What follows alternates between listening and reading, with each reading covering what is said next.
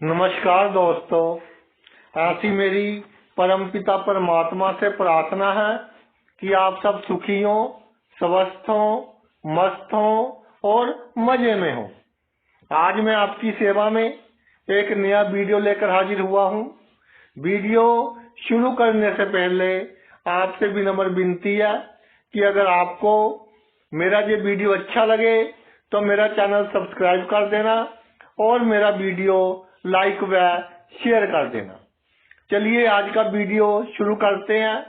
आज के वीडियो में चर्चा का विषय है कि अगर जातक की कुंडली में जे योग हो, जिनके बारे में हम चर्चा करेंगे, तो जातक को अपने जीवन में कोई प्लानिंग नहीं करनी चाहिए। सभी उसके कार्य अपने आप होते चले जाएंगे।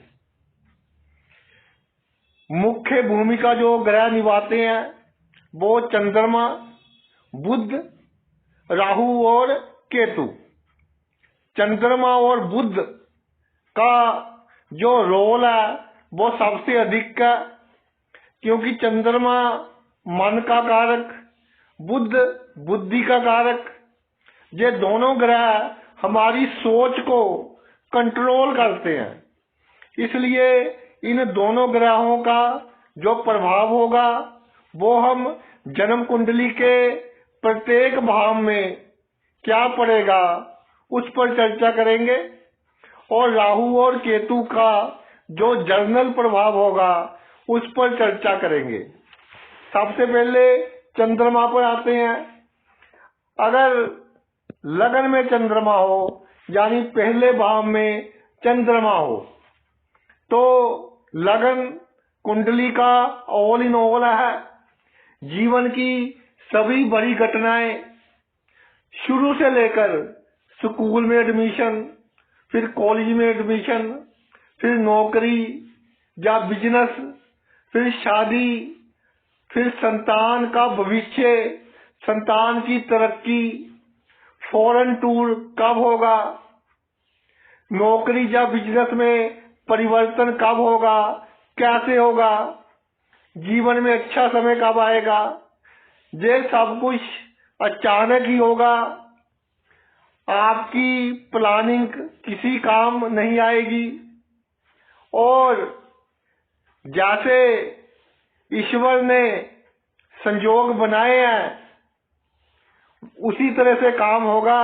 आपकी सोच के अनुसार इनमें से कोई कार्य नहीं होगा। अगर चंद्रमा भाई दूसरे भाव में हो तो धन की जितनी प्लानिंग करोगे उतना आपका हाथ तंग रहेगा।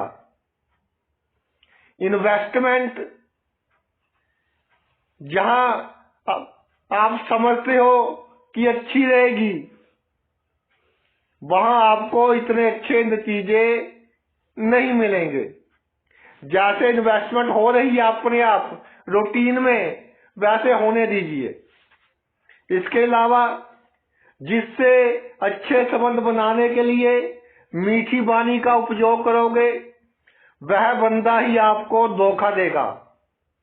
परिवार के सदस्य, खानदान के जो सदस्य हैं, उनसे लाभ या हानि आकस्मिक ही होगी, अचानक ही होगी, बिना उम्मीद के होगी।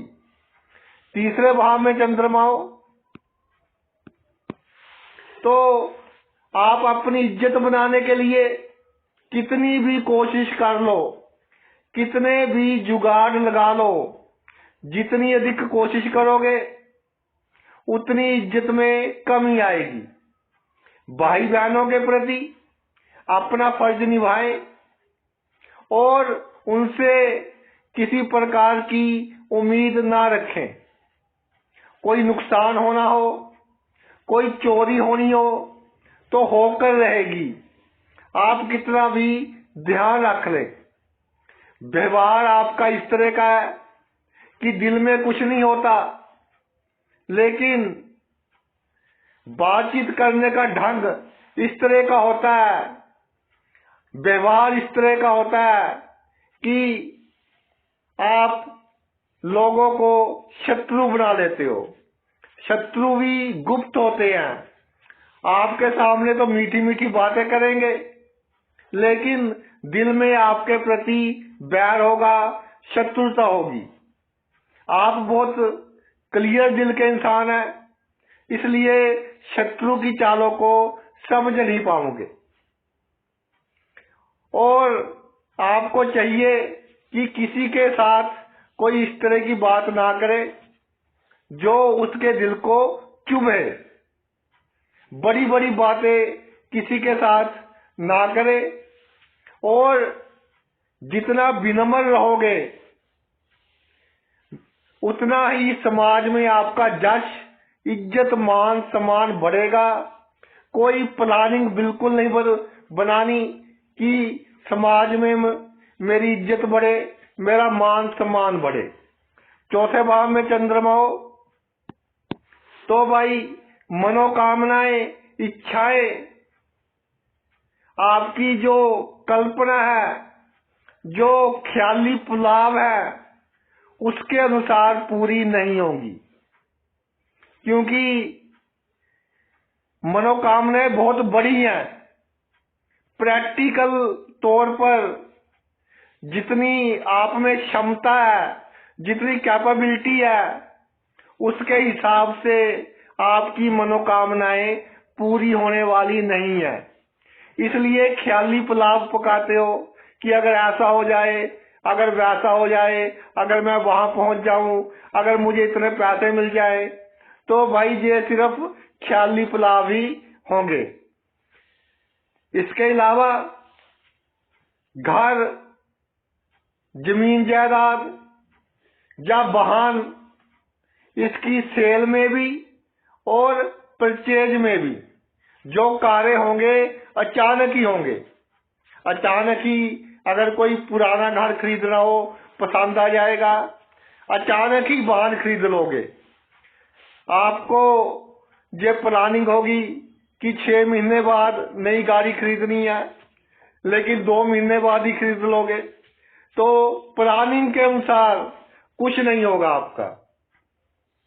जो गांव में रहते हैं उनकी अगर इच्छा हो कि हमारे पास जो दूध देने वाले पशु हैं उनमें वृद्धि होती रहे, तो कभी नहीं होगी। ऐसी इच्छा बिल्कुल नहीं रखनी। आप कर्म कीजिए, पशु अच्छा लगे, आपके पास पैसे हैं, खरीद लीजिए, लेकिन कोई योजना ना बनाए कि 6 महीने के बाद इतने पशु हो जाएंगे, साल के बाद इतने पशु हो जाएंगे। फिर भाई आपकी वो योजना सफल नहीं होगी। पंचम भाव में चंद्रमा विराजमान हो, प्रेम संबंधों का भाव है। अचानक प्रेम संबंध हो जाते हैं, पहली नजर में प्रेम संबंध हो जाते हैं। चलते चलते कोई स्त्री या पुरुष मन को अच्छा लगने लग जाता है, तो वो भी आपकी मानसिक चिंता का कारण बनेंगे, क्योंकि प्रेम संबंध तो आप बना लोगे, लेकिन कैसे व्यवहार करना है वो आपको नहीं आएगा। इसलिए फर्स्ट स्टेज पर ही प्रेम संबंधों से दूर रहे। किसी स्त्री या पुरुष को अपने जीवन में मत आने दे, तो आपके लिए बहुत अच्छा होगा। आप लाख सोच ले कि किसी से बहसबाजी नहीं करनी। जितना बहसबाजी से बचोगे उतनी अधिक आपकी बहसबाजी होगी। तो कोई प्लानिंग नहीं करनी कि मैंने उसको ये बात कहनी है, आज उसने मुझे ये कह दिया, मैंने कल उसका ये जवाब देना है। अगर ऐसी योजनाएं बनाओगे तो कुछ का कुछ हो जाएगा। संतान के प्रति कि संतान को ऐसे सेट करना है, मैंने संतान का ये करना है, आपके हिसाब से कुछ नहीं होगा। संतान आपकी लकी होगी, उनके जो कर्म है उसके हिसाब से उनकी लाइफ चलेगी। आपकी योजना के अनुसार उनका जीवन बिल्कुल उल्ट चलेगा, कुछ आपकी योजना के अनुसार नहीं चलेगा। इसके अलावा पंचम भाव में चंद्रमा हो तो डिपेंड करता है कि शुभ है या अशुभ है। अगर शुभ है तो अचानक ही आपको जीवन में धन लाभ होगा, और अगर अशुभ है तो धन लाभ की कामना होगी और धन लाभ होने के चांस बनते रहेंगे, मगर भाई धन लाभ होने में दिक्कतें आएंगी, डिले आएंगी। धन लाभ कहीं से होना हो, कैसे जल्दी हो, इसकी कोई योजना मत बनाए। चंद्रमा छठे भाव में हो तो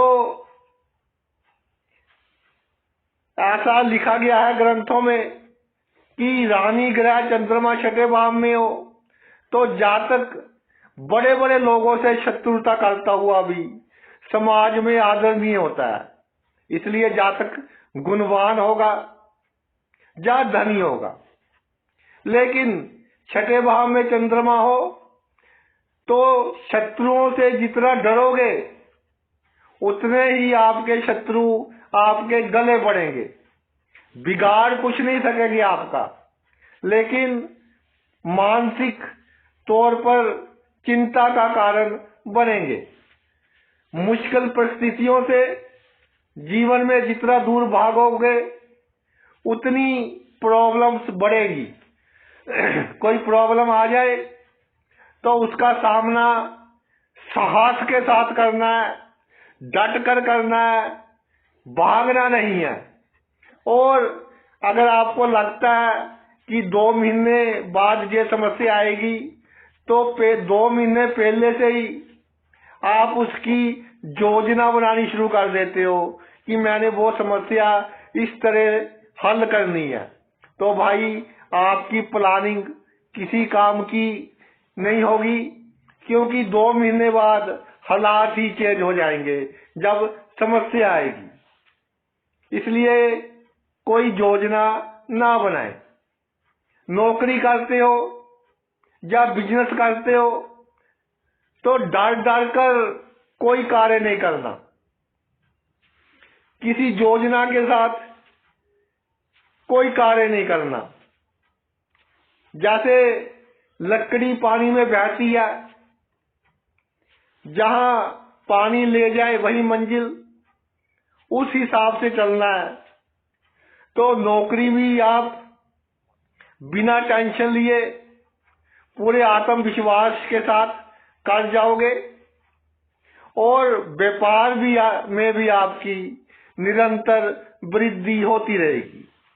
सप्तम भाव में चंद्रमा हो तो शादी अचानक ही, लड़का हो तो लड़की मिल जाएगी, लड़की हो तो लड़का मिल जाएगा। जीवन साथी सुंदर भी होगा, गुणवान भी होगा, आपके दुख में आपका सहारा बनेगा। लेकिन उसको खुश रखने के लिए अगर नए नए ढंग तरीके अपनाओगे तो भाई वो खुश नहीं होगा। जीवन साथी तरक्की तो करता रहेगा, लेकिन उसको खुश रखने के लिए आपको उसके लिए पूरा समय निकालना पड़ेगा। सिर्फ समय ही आपके जीवन साथी को खुश रख सकता है। इसके अलावा जीवन साथी निरंतर तरक्की करता जाएगा। और जिनके सप्तम भाव में चंद्रमा हो, कई बार जल्दबाजी में कोई नौकरी छोड़ देते हैं या कोई बिजनेस बदल लेते हैं, नुकसान अधिक हो जाता है। इसलिए जो भी आपका कार्य क्षेत्र है उससे संबंधित फैसले जल्दबाजी में मत लें। जीवन में एक बात समझ रखें कि सेक्स ही सब कुछ नहीं होता, और सिर्फ सेक्स की नजर से ही जीवन साथी को या किसी और पुरुष या स्त्री को नहीं देखना तो आपके लिए उत्तम रहेगा। अष्टम भाव में चंद्रमा हो तो भाई अचानक बीमारी आती है। और एक बात और देखी गई है, अष्टम भाव में चंद्रमा हो, जितने आप वहमी होंगे, जितने शक्की होंगे, जितना परहेज अधिक करोगे, जितना बीमारी से डरोगे, उतनी बीमारियां आपको अधिक आएंगी। इसलिए आत्मविश्वास के साथ जीवन जिए। जो बीमारी आएगी जब आएगी देख लेंगे। हर्निया, प्रोस्टेट जो होता है और पाइल्स, ये 3 बीमारियों का ख्याल आपने रखना है और पहली स्टेज पर ही इनको कंट्रोल करना है। अचानक धन लाभ, अचानक प्रॉपर्टी का लाभ, वसीयत से लाभ होगा, लेकिन अगर सोच में हमेशा वसीयत घूमेगी, पैतृक संपत्ति घूमेगी, तो भाई लाभ में देरी होगी, रुकावटें आएंगी, डिले होंगे। इसके अलावा जो वस्तु हाथ से जाती दिखेगी आपको कि अब इतना नुकसान हो गया, चंद्रमा अष्टम भाव में नुकसान कम करेगा, पूर्ण रूप से बचाने की कोशिश करेगा, नहीं तो बहुत कम कर देगा। नवम भाव में आते हैं। नवम भाव में चंद्रमा विराजमान हो तो आपके जीवन में भाग्य का जो रोल होगा बहुत महत्वपूर्ण होगा। जैसे चंद्रमा की कलाएं घटती बढ़ती रहती है, इसलिए कई बार तो भाग्य के कारण बड़े से बड़ा कार्य बहुत आसानी से हो जाएगा और कभी छोटे से छोटा कार्य करवाने में बड़ी से बड़ी सिफारिश फेल हो जाएगी। इसलिए अगर छोटे से छोटा कार्य ना हो रहा हो तो छोड़ दे। अपने आप परिस्थितियां बनेंगी और आपका कार्य बिना अधिक एफर्ट्स के अपने आप ही हो जाएगा।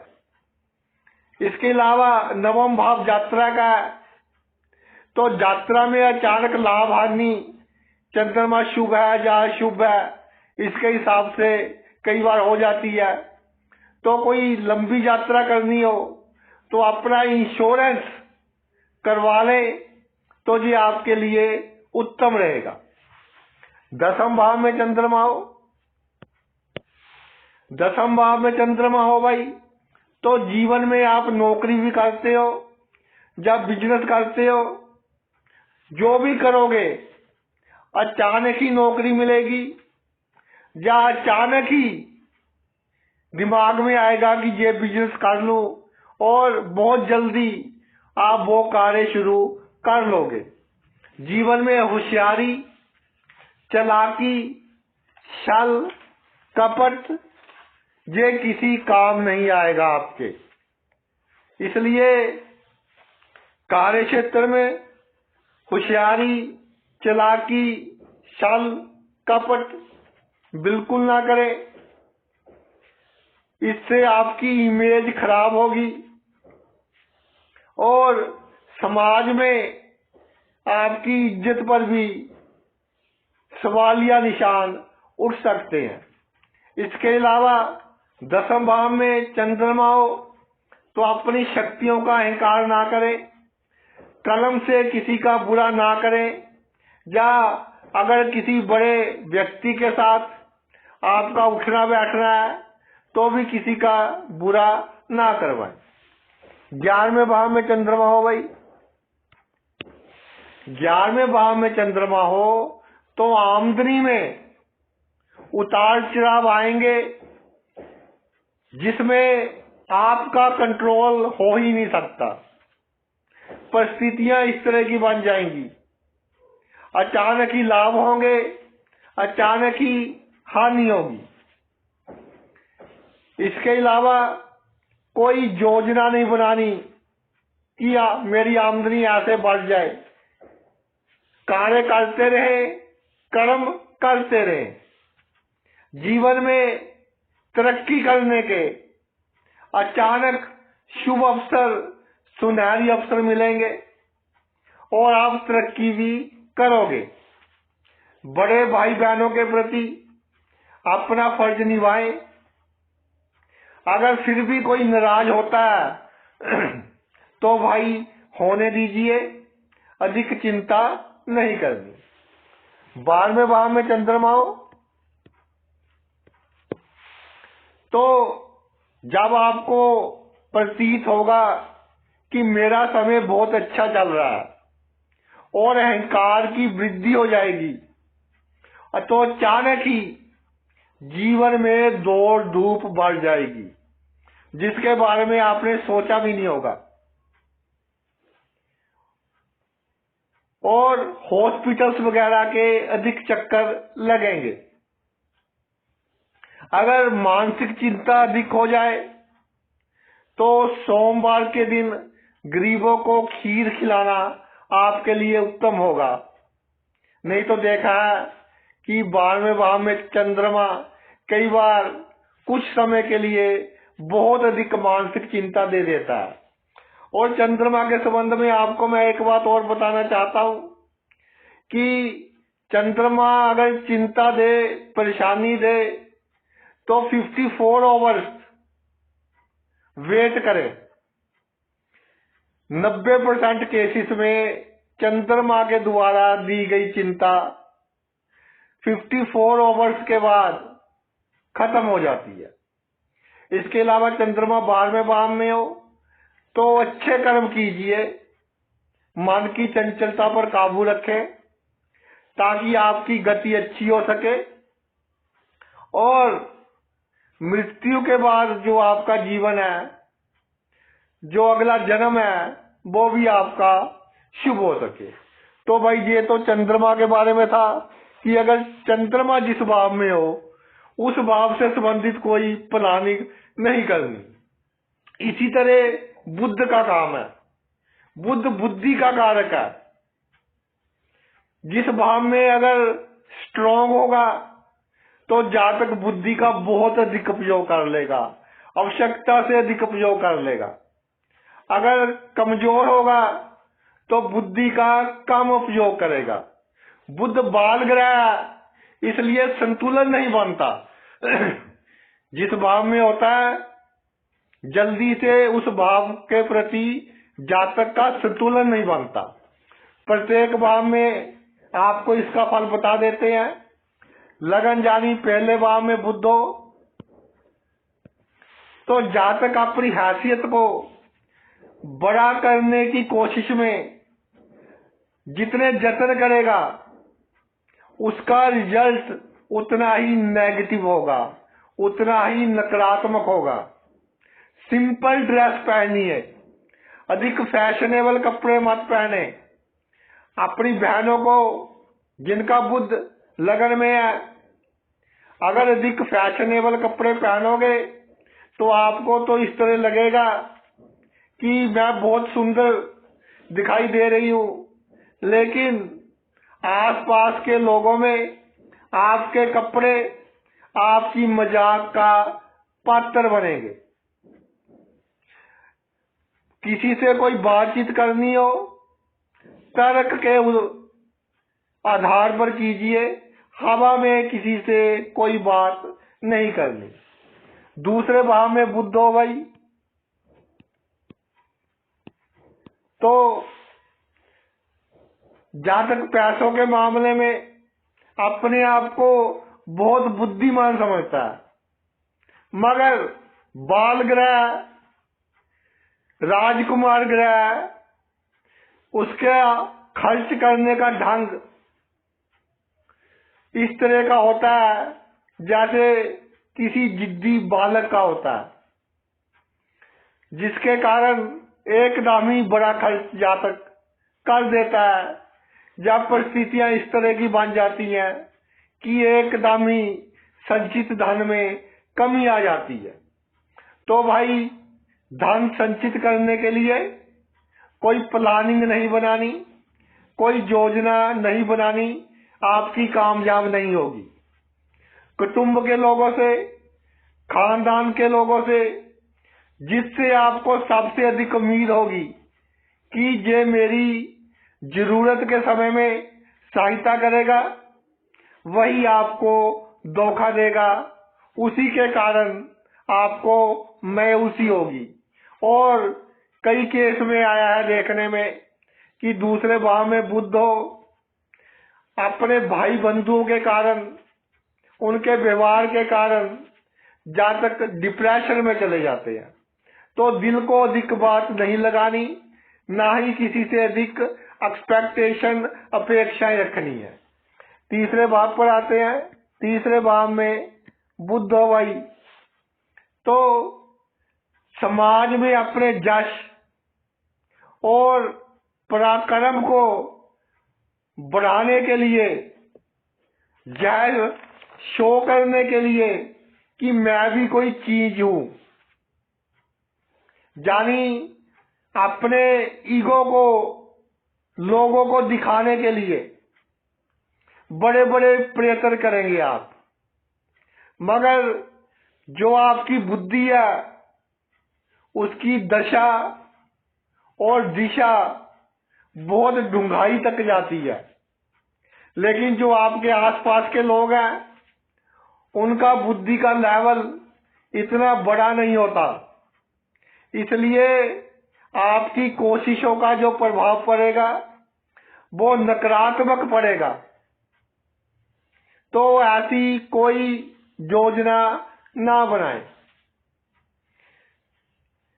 एक कमी होगी, अगर तीसरे भाव में बुध हो, जातक उसकी सहायता करनी पसंद करता है जिससे उसको उम्मीद होती है कि इससे मुझे कोई लाभ हो सकता है। भाई ये धरती है, गोल है, कुछ पता नहीं चलता कि कब किसकी आवश्यकता पड़ जाए, किसी की मदद की हुई कब काम आ जाए। इसलिए सभी जरूरतमंदों की जहां तक आप सक्षम हो उनकी मदद कीजिए। चौथे भाव में बुध हो तो कामनाएं राजकुमार के जाती इतनी अधिक होती है, उतने साधन नहीं होते। प्लानिंग तो आप बना लेते हो कि मैं अपनी इच्छाएं इस तरह पूरी कर सकता हूं, फिर ख्याली पुलाव अपना मन को अच्छा करने के लिए कि कहीं से मेरी लॉटरी लग जाए, कहीं से मुझे धन मिल जाए, मुझे ये पद मिल जाए, मैं राजनीति में कामयाब हो जाऊं। इस तरह का ख्याल दिमाग में चलते रहते हैं, जिसके कारण आपकी मानसिक शांति भंग हो जाती है। तो भाई मनोकामनाएं कम रखें और उनको पूरी करने का काम भगवान को सौंप दें। घर, जमीन जायदाद और जो सुख के साधन हैं उनको बढ़ाने के लिए अधिक कोशिश ना करें, तो अपने आप देखेंगे कि सब कुछ आपको धीरे धीरे नेचर अपने आप दे देगी, अगर चौथे भाव में बुध होता है। अगर जमीन जायदाद को बढ़ाने के अधिक चक्कर में पड़ोगे, अपने सुख को बढ़ाने के अधिक चक्कर में पड़ोगे कि आज पैसा कमा लें, कल इसका सुख लेंगे, तो भाई इसके साथ आपकी जो मानसिक संतुलन है वो बिगड़ेगा और इसका सीधा असर आपकी नींद पर पड़ेगा और उसका सीधा असर आपके स्वास्थ्य पर पड़ेगा। इसलिए अपने जीवन का, अपनी जिंदगी का एनालिसिस नहीं करना कि क्या लाभ हुआ है, क्या हानि हुई है। अपना जीवन जीना है। पंचम भाव, पंचम भाव में बुध हो भाई, तो तर्क वितर्क में आपकी बुद्धि बहुत काम करती है, मगर आपको ये नहीं पता होता कि किस समय किसके साथ क्या बात करनी है। और बहुत अच्छी अच्छी बातें करते हो, 99 बातें बहुत अच्छी कर दोगे, और एक बात बच्चों की जैसे कर दोगे और किए किराए पर पानी फिर जाएगा। जो एक बात ऐसी कर दोगे वो दूसरे के मन को बहुत चुभेगी और आपके मित्र शत्रु में तब्दील हो जाओगे। संतान के बारे में बहुत बड़ी अपेक्षाएं कि मेरी संतान बहुत बड़े लेवल पर पहुंचे, सभी माँ बाप को होती है। उनके लिए बड़ी बड़ी योजनाएं बनाओगे, लेकिन आपकी संतान की तरक्की उनके कर्मों के अनुसार होगी, आपकी योजना के हिसाब से उनकी तरक्की नहीं होगी। प्रेम संबंधों में अक्सर बच्चों के जैसी जिद, रुसना, मनाना, एक क्षण में खुश हो गए सॉरी, और दूसरे ही क्षण दुखी हो गए। मैच्योरिटी नहीं होती प्रेम संबंधों में। तो भाई प्रेम संबंधों से जितना दूर रहेंगे उतना ही आपके लिए लाभकारी होगा। अगले भाव पर चलते हैं। बुध छठे भाव में, छठे भाव में बुध हो तो शत्रु और मित्र में अंतर तो आप कर लेते हैं, मगर दिमाग में थोड़ा डर होता है, जिसके कारण शत्रु से धोखा खा जाते हैं और शत्रुओं के खिलाफ योजना ही बनाते रह जाते हो। साहस की कमी के कारण उसको लागू नहीं कर पाते, इसलिए आपकी योजना किसी काम की नहीं रहती। तो भाई साहस आपकी सफलता का राज है, आत्मविश्वास आपकी सफलता का राज है, अगर छठे भाव में बुध विराजमान हो। इसलिए लोन लेने से पहले भी और कोई नया कार्य करना हो उससे पहले भी अच्छी तरह से सोच विचार कर ले, फिर कोई निर्णय ले। सप्तम भाव में बुध हो भाई, तो जीवन साथी के सामने जो बात छिपाओगे आप अपनी हरकतों के कारण उसको इल्म करवा दोगे कि मैंने तुझसे ये बात छुपाई है। यानी जीवन साथी से बात छुपाने के कारण आप बदनामी के पात्र बनोगे। जीवन साथी की नजरों में आपकी इमेज कम होगी, क्योंकि आपकी जो जीवन साथी है वो बहुत चुस्त चालाक है। इसलिए जहां तक हो सके उससे कोई बात चतुराई से छुपाने की कोशिश ना करें, नहीं तो बहसबाजी, वैचारिक मतभेद गृहस्थ जीवन में बढ़ेंगे। और गृहस्थ जीवन में कोई प्लानिंग नहीं करनी कि मैंने वहां घूमने जाना है, ऐसे वायदे नहीं करने एक दूसरे से, नहीं तो आपकी प्लानिंग में अड़चने आएंगी और गृहस्थ जीवन में भी प्रॉब्लम आएगी। सप्तम भाव जो होता है रोजमर्रा के कामकाज का होता है, इसलिए कार्य क्षेत्र में आपका कुछ नहीं बिगड़ेगा, बिल्कुल टेंशन नहीं लेनी। पूर्ण आत्मविश्वास के साथ जो भी आपका कार्य क्षेत्र है वो काम आप करें। अष्टम भाव में बुध हो भाई, अष्टम भाव में बुध हो तो जातक प्रसिद्ध होता है, मगर हर बात की आवश्यकता से अधिक डूंघाई में जाने के कारण जातक पजल सा रहता है। डिसीजन लेने में मुश्किल होती है कि मैं ये कार्य करूं या ना करूं। कई बार योजनाएं तो बहुत अच्छी बना लेता है, मगर आत्मविश्वास की कमी के कारण मन में कहीं ना कहीं डर होता है, या शरीर में कोई बीमारी होती है, उसके कारण जातक की योजनाएं कामयाब नहीं होती।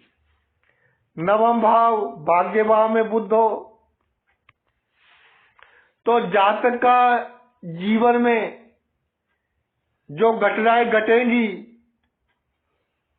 जातक के अनुमान से बिल्कुल उल्ट घटेगी। कई बार अधिक आत्मविश्वास में आ जाता है और फिर कार्य नहीं बनता, फिर सोचता है भाग्य साथ नहीं दे रहा। कई बार बिल्कुल ही लो स्टीम में आ जाता है, कोशिश ही नहीं करता कार्य करने की। तो भाई भाग्य आपका साथ देगा, बुध भाग्य भाव में अच्छा फल देता है। एक तो कोई योजना नहीं बनानी, कर्म करते जाना है और फल की चिंता नहीं करनी। अपने आप आपके कर्म की दिशा और दशा ईश्वर सही करेंगे। आपको इसके बारे में अधिक सोचने की आवश्यकता बिल्कुल नहीं है। दसम भाव में बुध हो तो दसम भाव कर्म का है। जो भी कार्य क्षेत्र है, एक बार आपने चुन लिया कि नौकरी करनी है या बिजनेस करना है, उसके बाद पूरी मेहनत करें। फिर डबल माइंडेड नहीं होना कि ये कर लूं वो कर लूं। जो कार्य क्षेत्र चुन लिया पूरी मेहनत करें और अधिक टेंशन ना ले। अगर कोई नुकसान हो जाए या लाभ हो जाए तो अधिक खुशी ना मनाए। वैसे बुध दसम भाव में लाभ देता है, प्रसिद्धि देता है, यश मान इज्जत देता है। कार्य क्षेत्र में जो भी कार्य हो कॉन्फिडेंस के साथ करें। कोई मीटिंग हो या कोई कार्य करना है, उसके बारे में पहले मत सोचे। मौके पर जैसी परिस्थिति हो उसके हिसाब से बात करें, नहीं तो आपकी मानसिक चिंता बढ़ेगी। दसम भाव में बुध हो तो जातक बहुत कामयाब होते देखे गए हैं और जल्दी से उनका कोई कुछ नहीं बिगाड़ सकता। 11वें भाव में आते हैं। 11वें भाव में बुध हो तो भाई 11वें भाव में बुध हो तो सबसे बड़ी बात तो ये है कि जीवन में संतुष्ट होने की कोशिश कीजिए।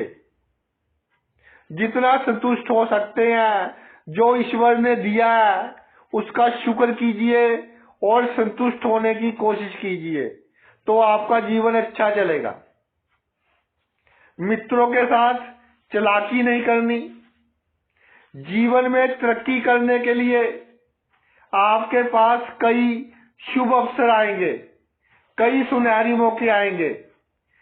अपनी जिद के कारण, अपने कम आत्मविश्वास के कारण, मन में डर के कारण कई बार आप वो मौके हाथ से निकाल देते हो।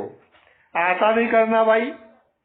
कोई आगे बढ़ने का मौका आए तो पूर्ण आत्मविश्वास के साथ हमने आगे बढ़ना है। इसके अलावा 11वें भाव में बुध हो तो ससुराल से या रिश्तेदारों से धन प्राप्ति के लिए कोई स्कीम ना बनाए कि मैंने इनसे इसलिए इस तरह धन प्राप्त करना है।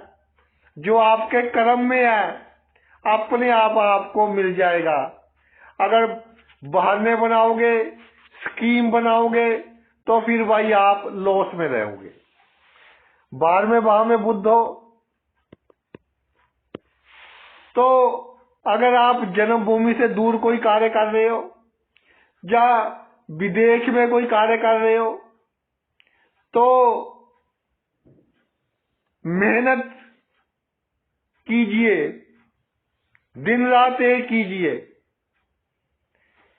प्लानिंग कम और मेहनत अधिक। अगर सिर्फ प्लानिंग ही करते रहोगे, सोचते ही रहोगे, फिर कामयाबी मिलने में आपको अधिक समय लगेगा। प्रैक्टिकल बनिए और पूरी मेहनत कीजिए। एक बात और देखी गई है कि अगर आप इस तरह की प्लानिंग करते हो कि 6 महीने में मेरे पास इतना धन होगा, साल में इतना धन होगा, तो वो आपकी कभी सफल नहीं होगी। 12वें भाव में बुध हो तो मोक्ष की प्राप्ति के लिए जब 55-60 साल की उम्र हो जाए तो अच्छे कार्य करने शुरू कर दीजिए। बीमारों की सेवा, गरीबों की सेवा करनी शुरू कर दीजिए ताकि आपका मृत्यु का समय अच्छा हो और मृत्यु के बाद का जीवन भी आपको अच्छा मिले। 2 ग्रह बुध और चंद्रमा के बारे में तो हमने चर्चा प्रत्येक भाव में कर ली कि ये कैसा फल देते हैं प्रत्येक भाव में, कि हमें किस भाव में विराजमान हो तो क्या क्या प्लानिंग्स, क्या क्या योजनाएं नहीं बनानी चाहिए। अब राहु और केतु की बात करते हैं। देखिए, जातक की जन्म कुंडली में राहु दूसरी राशि में हो वृषभ राशि में, तीसरी राशि में हो मिथुन राशि में, सप्तम राशि तुला की राशि में, शनि की राशि में हो मकर में या कुंभ में, इन राशियों में राहु विराजमान हो तो भाई आपके जीवन में सभी कार्य अचानक रातों रात और बहुत अच्छे लेवल पर होते रहेंगे। आपको प्लानिंग करने की कोई आवश्यकता नहीं है, ना ही आपकी प्लानिंग के अनुसार आपके जीवन में कोई कार्य होगा।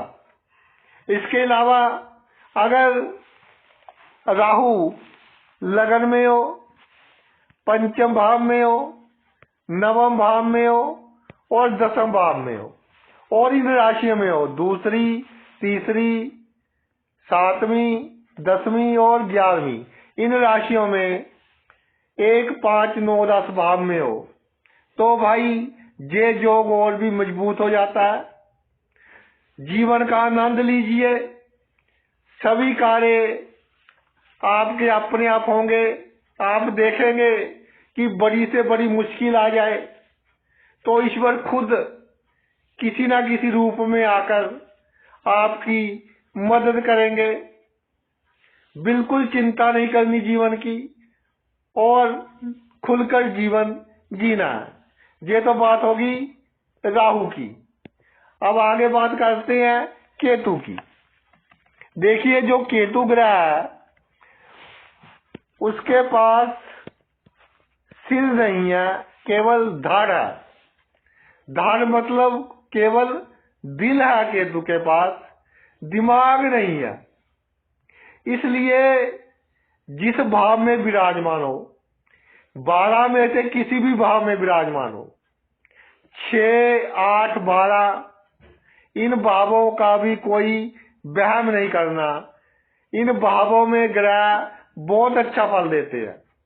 किसी भी भाव में केतु विराजमान हो और जिस भाव में केतु विराजमान हो, उसकी राशि का जो स्वामी होगा, अगर वो कुंडली में बलवान हुआ, स्ट्रोंग हुआ, तो जातक के जीवन में अपने आप नए नए रास्ते खुलते जाएंगे।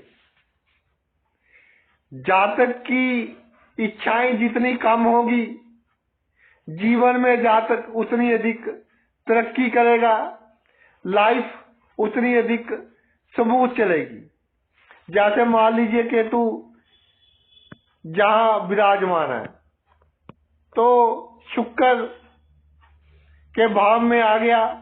मान लीजिए शुक्र उच्च के है या सब राशि के है, या केतु के साथ ही शुक्र विराजमान हो गए, ये भी सब राशि के हो गए, तो जहां केतु बहुत अच्छा फल देने वाला बन जाता है और जातक के जीवन में सभी कार्य अपने आप बिना किसी प्लानिंग के होते रहते हैं। तो भाई ये तो मेरा वीडियो था कि जातक की जन्म कुंडली में इस तरह के कौन से योग है जिसके कारण सभी कार्य अपने आप बिना प्लानिंग के, बिना योजना के होते रहते हैं। आपने अपना इतना कीमती समय निकालकर ये वीडियो देखा, मैं तहे दिल से आपका आभारी हूँ। Thanks a lot.